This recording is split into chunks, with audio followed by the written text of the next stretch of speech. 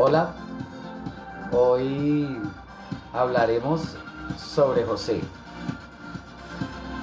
un hombre muy ungido. Me encanta es uno de los hombres de Dios con más unción. En nuestra escuela bíblica hablaremos de esos hombres con esa relación con Dios. En el fondo, una alabanza hermosa, eh, pueden buscarla, se llama El Soñador José. Bueno, entremos en materia. Hoy tenemos como invitada a nuestra escuela bíblica a Elizabeth Díaz. Quiero que la escuchemos y nos deleitemos, así como yo me deleité. La honra y la gloria es para Dios primeramente, en lo que nos habla esta mujer. Escuchémosla. Amén. Y bueno, en este momento, en este tiempo, vamos a estar compartiendo acerca de José el Soñador. Pero hoy vamos a ponerle otro título a este tiempo de la palabra. Y no vamos a hablar tanto del hombre soñador, sino de aquel hombre íntegro que hacía las cosas para agradar a Dios. Y la historia de José, nosotros podemos leerla en Génesis 37 en adelante hasta el capítulo 45 hasta el 50 más o menos. Y allí vamos a descubrir y a obtener mucha información acerca de la vida de José, los momentos que José vivió y pasó.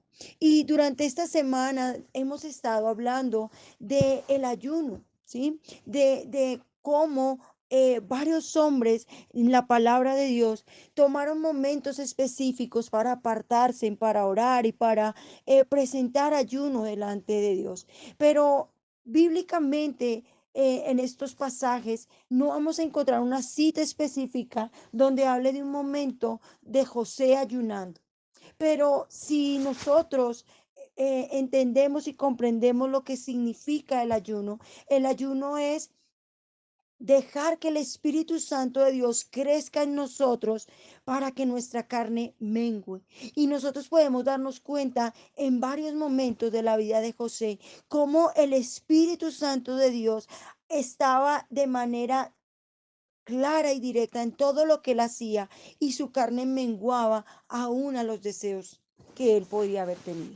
Y vamos a iniciar con algo muy importante y es cómo y por qué razón José es ese hombre íntegro. Y la primera característica que encontramos de José es que es un hombre que hace lo correcto. En todo momento hace lo correcto, sin importar qué opinen o qué puedan o qué piensen los demás. Él hace lo correcto. La segunda característica de José es que él desea agradar a Dios.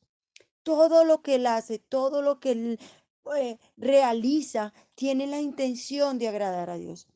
La tercera característica era que era un hombre que obedecía a su padre, es decir, a esa autoridad que Dios había puesto en su vida. La cuarta característica es que nosotros sabemos que José recibió odio, desprecio de las personas que él menos esperaba, que eran sus hermanos, ¿cierto? Pero hay algo aquí hermoso, mis queridos amigos y hermanos, y escuchas en este tiempo, y es que José nunca les devolvió a ellos mal con mal, sino que por el contrario, les mostró el perdón de Dios y así de esta manera también permitió que ellos recibieran la bendición que Dios tenía más adelante por ser ese hombre íntegro y correcto. Y hay algo aquí durante toda la lectura sobre la vida de José, y es que habla de un jovencito que desde pequeño había recibido un don maravilloso de parte de Dios y era poder interpretar los sueños. Pero ¿para qué? ¿Cuál sería el motivo, la razón de interpretar los sueños? Y dice que cuando José era joven, cuenta a su padre y a sus hermanos los dos primeros sueños que él tiene, siendo los dos uno mismo. Y ellos se enojaron aún más contra José. Y el padre trataba de interpretar o de entender los sueños de José, pero en ese momento no había claridad para ellos, ni siquiera para el mismo José.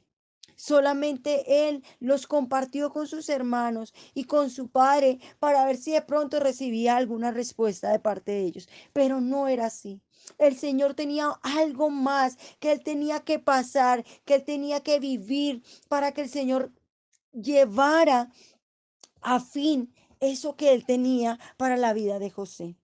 Y habla de un momento donde él llega al punto de ser tan odiado por sus hermanos que ellos intentan matarlo.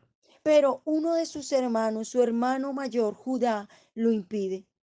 ¿Y quién se imaginaría que eso que ellos estaban planeando, que estaban maquinando, estaba bajo el propósito que Dios tenía para que José llegara al lugar donde él tenía destinado su final?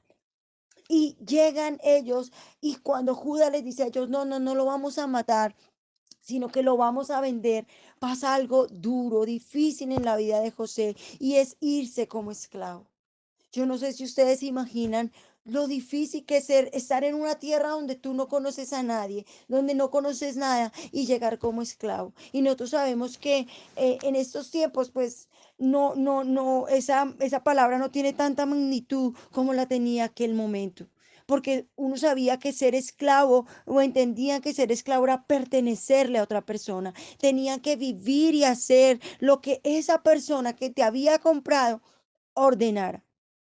Pero aquí hay algo también hermoso y bello, mis hermanos y amigos, y es que cuando José llega allí a este lugar, es tomado por un hombre que es llamado Potifar.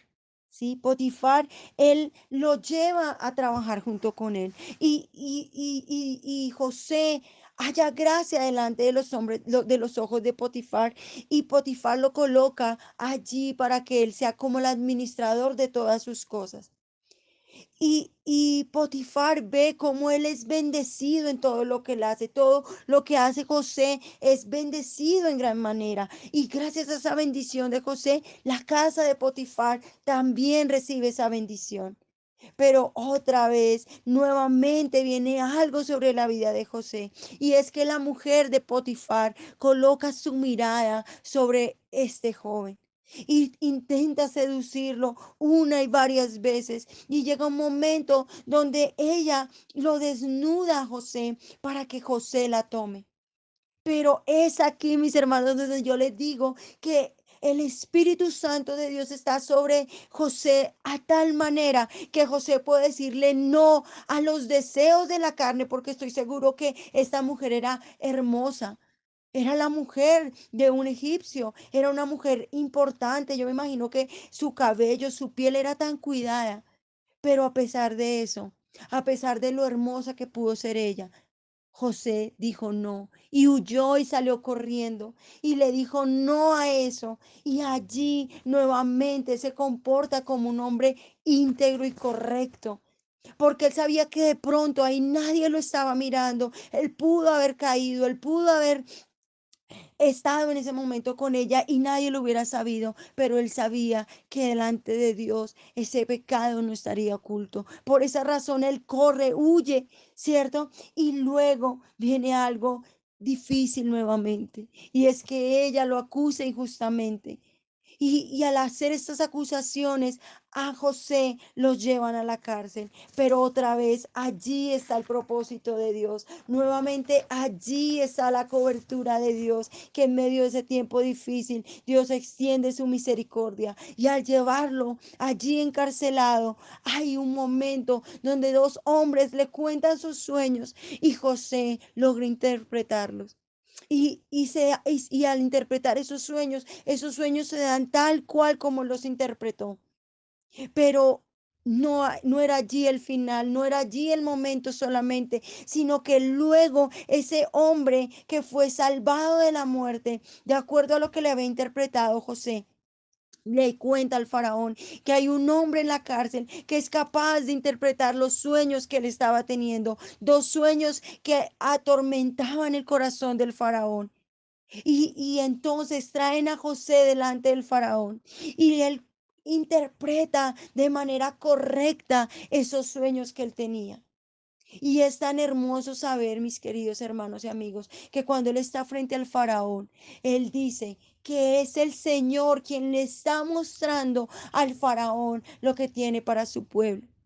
Él no dijo, es que yo, José, voy a interpretar. No, jamás se dio la gloria que solo le pertenece a Dios. Aquí estamos viendo por qué Él es íntegro, por qué Él es genuino, por qué Él es real delante de Dios. Y nosotros al final sabemos lo que sucede por esa obediencia, por esa paciencia, por esa integridad de José. Y es que Dios lo pone en un lugar de preeminencia, lo pone como el segundo al mando en Egipto. Y luego llega el momento de tener que enfrentarse nuevamente a sus hermanos. Y en lugar de llegar con reproches, con cosas que no serían agradables delante de Dios, lo que hizo fue abrazarlos, perdonarlos, recordarles que lo que ellos vieron para mal fue para bien en la vida de él y que Dios pudo cumplir los planes y los propósitos que él tenía con su vida a través de los malos pensamientos que tal vez sus hermanos tenían para él. Y aquí, mis hermanos, puedo regalarle la cita bíblica en Romanos 8:28, que dice que a los que aman a Dios, todas las cosas le ayudan para bien. Esa es la mejor respuesta y la mejor manera de entender esto. El Señor a los que aman a Dios, todo lo que hacen les ayudará para bien. Fueron momentos difíciles, fueron momentos de angustia, tal vez de tristeza, muchas veces de dolor, pero Él siempre tuvo su mirada en Dios, siempre tuvo la intención correcta y la intención correcta era glorificar y honrar el nombre de Dios. Y por eso Dios lo puso en lugares de privilegio y esos lugares de privilegio le permitieron también bendecir a su familia. Por eso en esta mañana, en este tiempo que estás escuchando este, esta pequeña interpretación de la palabra, quiero que entiendas y que entendamos que no importa el momento difícil, que no importa las circunstancias, si tu confianza está puesta en ti, si tú amas a Dios por encima de todas las cosas, Dios dará respuesta y victoria a tu petición, a tu favor. Genial. O sea, no se le puede decir de otra forma. Dios tiene formas maravillosas en obrar. Eh, Cuando empezamos a hablar sobre José y el ayuno, créame que para mí al principio dije como José, el ayuno.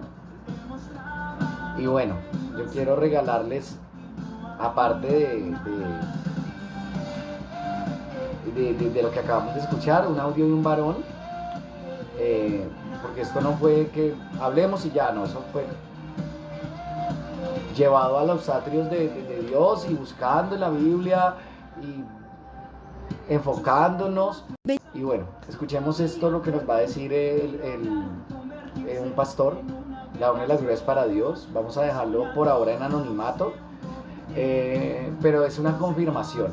Primero un audio donde nos habla de Deuteronomio y lo otro la confirmación de lo que acabamos de escuchar de la hermana Elizabeth.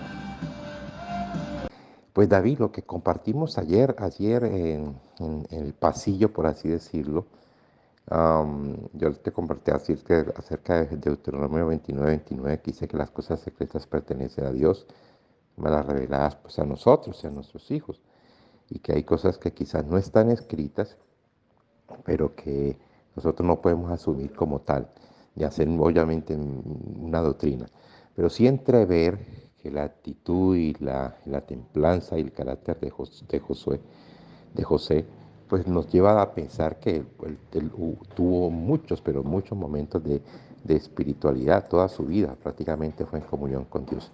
Y dentro de la comunión podríamos entrever que tiene que haber tiempos de ayuno.